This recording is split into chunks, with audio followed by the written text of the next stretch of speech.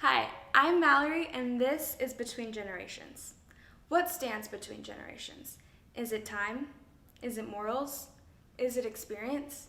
Are we living in the same world as the generations that came before us? Or have we redefined a new normal? In this series, we dive into how we could heed the lessons of the past and integrate them into a life that will unite us all, between generations. Today we'll talk with 3 people about their experience about learning about sex. Join us as we talk about sex education, consent, and more on this episode of Between Generations. Welcome to Between Generations. I'm Buddy Rodriguez. Today we are here to talk about sex, the clinical, the intimate, all of it. My first guest today is... Hi, I'm Kristin Ortel. Nice to meet you. Nice to meet you. And Kristin, what do you do? I'm a professor at the University of Tulsa. Nice. What do you teach, if you don't mind me asking? I teach the history of slavery, abolition, Civil War, and Reconstruction. I also teach the history of sexuality. Awesome. So, how did you first hear about sex? Was it direct, or was it just hearing about it in passing? You know, the first memory I have is actually my mother sitting my brother and I down and reading us a book about sex. How old were you? I was 7 and my brother was 5. So, Okay. and I look back and I'm like, wow, that was young for my brother especially, but you know, I was a precocious child and my mother knew if she told me anything that I would tell my brother immediately. So she wanted to make sure we got the same information. So pretty much it was just an open conversation? So nothing was left off the table? Yeah, not really. And, you know, of course, I had to, and this I think had something to do with the way in which I thought about sex as a young person. As after we wrapped up that conversation, a couple nights later, we had family friends over to the house. And I was so excited to share this information with my friends. And my mother said, do not tell anyone. Yes. Like, your friends don't know about this. And this is very important information. And it's But you're 7 years old, though. But so I'm it's kinda 7, so hard to this hold is that like, information in. Yeah. it's something taboo. And I'm like, oh, I know this information and I have to share it with my friends. So in this conversation, your mom talked about the clinical part of sex. Did she touch on the emotional part? Yeah, somewhat. You know, she explained that Dad and I have obviously had sex, and that's how you and Walt were made, and we love each other, and it's, you know, sex is a beautiful thing. I do remember her saying that again and again. It's a beautiful thing. But she also emphasized that it was something for people who were married, and people who were in love with each other. It was a special interaction that only happened between people who were married and people who were in love. Was the same sex covered in it at all? No way. No? No. I mean, this is the 1970s. It's So even that was still a little, I didn't even taboo? know what homosexual was. My parents, I don't think probably I don't think they had any gay friends growing up. So that was definitely off my radar growing up, for sure. Okay. Do you feel like the conversation that you had with your parents gave you the knowledge to share with your friends? And not, obviously not at 7, but like throughout time. And obviously being a professor now in sexuality. Yeah, I mean, I think certainly pieces of it. I mean, the honesty, the straightforwardness. I mean, I think you have to be. It is a difficult conversation to have with your child. Okay. And even with your peers in a straightforward way. But you have to be. You have to be willing to have that conversation and be forthcoming about, you know, what sex is like and the positives and the negatives. And I just wish, you know, I think my mom thought, phew, I have that done. Now we don't need to talk about it for years. And I think part of the problem from my end was that we didn't keep having conversations about sex, and we just learned about intercourse, right? We didn't learn about all the different ways that people can be sexual and all the different sexualities that exist in the world. And I kind of wish there had been an ongoing conversation. And instead, I had to get that from, you know, pop culture or from my friends, and much, much later in life. When you and your mom had this conversation initially, did any part of that conversation come up about consent? No, not at all. I don't think consent was part of her vocabulary or understanding at that point in the 1970s. It just wasn't talked about. Mm-hmm. Do you express it with your children? Absolutely. In fact, just last week, my almost 14-year-old daughter and I watched the movie Scream together for the first time. And I was mortified at how there was no consent. There was essentially date rape happening in that movie. Yeah.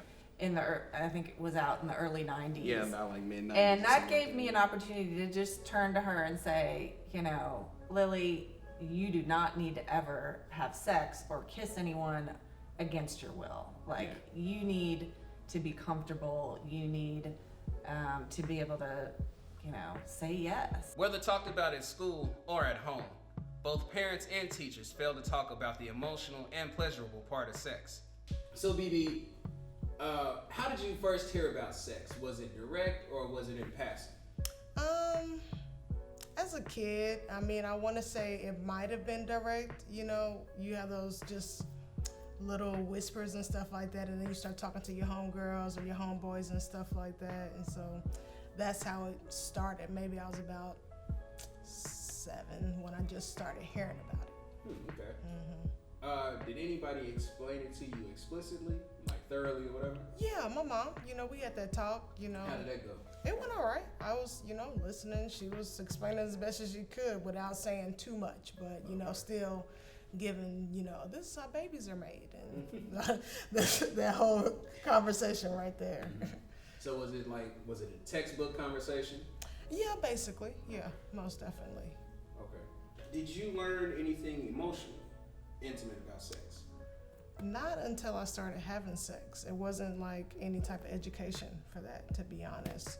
Maybe at church they would talk about, you know, monogamy and things like that and being with one person, but probably when I was like 16, that's why I lost my virginity, and then things start getting emotional for me, you know, because you get that connection and that bond with somebody. So in the conversation that you had with your mom, the education that you received in school, in church, I guess these other places, was same sex talked about? No. The only time it was ever talked about was like maybe at the last sex education class I went to, and that was in high school. And that's where they started dabbling into, you know, girls on girls and guys on guys, and because it was really focusing on STDs and how they were transferred. So they wanted you to know, how can you get it from this person versus how can you get it from this person, and things like that. And so that's where I really learned about same-sex relationships and things like that. So with all the education and knowledge that you gathered, would you say that it helped you have more safe and pleasurable experiences?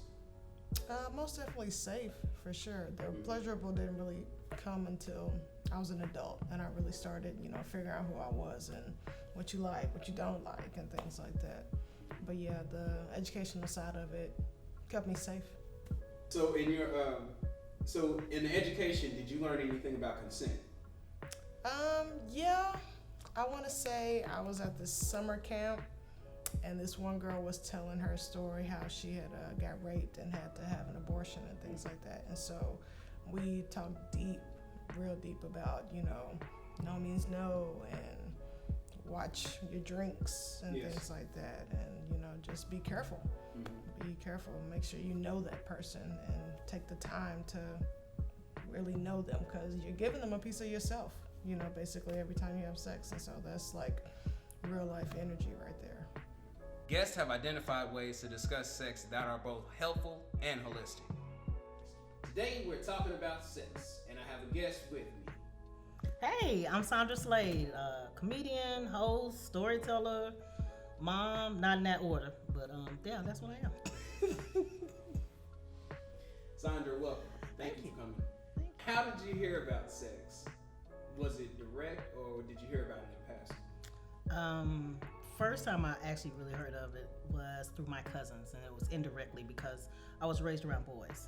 So they were teenagers and they were talking about their girlfriends. The second time I actually was talked to directly about it was by my aunt, who was an ER nurse. Yeah, that went very clinical, as you say. She gave me a whole book of diseases that you could find if you had sex. So yeah, let's just say it made me hold off. When was it explicitly taught to you? Now my aunt talked to me. I had the blooming womaness, the period, the cycle, whatever you want to call it. I had that. Shortly after that, my aunt decided to have a talk with me. It's not that my mother didn't want to have the talk with me, but she felt that it was better for my aunt to explain everything to me in detail. So my aunt went through what the vulva is, what everything clinically, all diseases. And so then she decided to, when she let me know that, she told my mom. And so my mom and I had that kind of uncomfortable conversation. Like she was like, well, you know, when a woman has feelings and a man has feelings, sometimes they get together. So it was very an overview. It was never direct. Mm-hmm. Now the part that I didn't realize was, you know, there was a connection part. You know, they never really talked about this goes in this goes out of this. So neither one of them really, my aunt did in some aspects. My mother did not. My mother was just like, no. And I was the oldest of three girls. So she didn't want to give me too much because, you know, I'm real close to my sisters. And whatever she's telling me, I'm telling my sisters. But I did have the full sex talk with my very first boyfriend's mother. Full and detail. And, you know, she explained a lot. She knew I was dating her son. She knew how her son was, and she knew that in high school, you know, hormones start jumping. And he had a waterbed. So, you know, she felt the need that might as well explain. And she explained thoroughly, like, how to use a condom with the banana. That was gross. I haven't eaten banana since. I don't even like banana bread. I'm like, no, thank you. She even explained, like, and she was a nurse practitioner, and she even explained, like, the different colors and how condoms felt, and yeah, that was it was interesting, uncomfortable as hell, because I was like, this is your mama. He wasn't there, but she, you know, we had conversations, we regularly had conversations. Yeah. This was the emotional part of sex discussed in any of these discussions.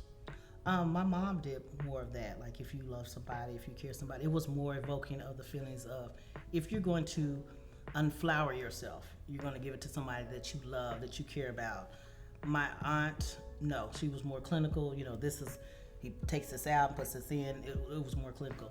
Now, my boyfriend's mother, she was much more into the feelings. Like, if you start feeling a certain way, if you know, these things can lead down to this path. If you're kissing and you feel a certain way. So she evoked more emotion than my aunt and my mom did. Okay. Yeah. So what do you love about Tulsa? Well, I love the gathering place, for one. Yeah. This is just an amazing space for so many reasons. I love Tulsa's arts scene and culture scene. It's something that's been really impressive to me over the last 10 years living here. There's nothing better than a First Friday downtown on the art crawl on a summer night, and just to see, you know, the vibrant street corners with people chatting and musicians and dancers and the different art and different kinds of people all coming together. It's a wonderful thing, especially given this city's history. To have a space like the Gathering Place and to have events like the Art Crawl where people from all walks of life feel safe and included, to socialize together. It's a rare thing even today, unfortunately. I love that we're growing as a city. So many things are happening down here. Even with Corona going on, we're still rising and thriving. You got the music scene that's rising. You got little films that's popping off and gathering place, obviously. Things are looking good. I love Tulsa. One more question I want to ask you. What do you love about Tulsa? Oh, let's see. What I love about Tulsa. It sounds like I can't think of it. It is a village concept. When I left here, I was much younger, but I've come back with my children. And the reason why I came back, one, my dad was dying of cancer. But I knew that Tulsa has a village concept. Tulsa, my kids could go anywhere, and I knew somebody there. So I don't have to worry about you doing something, acting a fool, acting crazy, because it was gonna get back to me. So for me, being here in Tulsa, it helped me with the village concept of it takes a village to raise a kid, because I can't be the only voice that they hear, because I'm a parent, which I rely on. Like my son has a big brother, and he's very open to discuss things with him. They don't necessarily tell me. My family members open to talk to them and for them to have their own voice. If it wasn't for Tulsa, I mean, I had few relatives in Georgia when I lived there, but here I have more relatives that pour into them and allow me to be a better parent. So the village concept here is always great. Thanks for joining us today on this episode of Between Generations. Normalizing the discussion around sex increases with every passing generation. If you like this video, make sure to hit the like button and press subscribe